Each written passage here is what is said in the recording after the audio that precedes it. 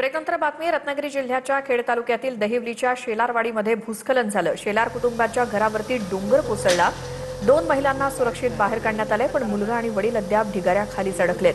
मदत कार्यादरम्यान एक जेसीबी देखील या ढिगाऱ्यामध्ये अडकलाय।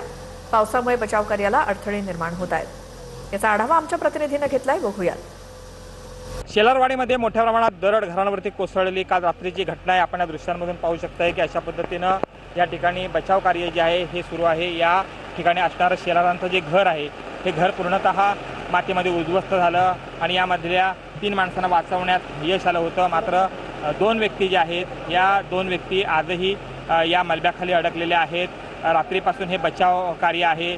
सकाळपासून एनडीआरएफची टीम लगातार तिथला मलबा हटवण्यासाठी प्रयत्न करते आहे।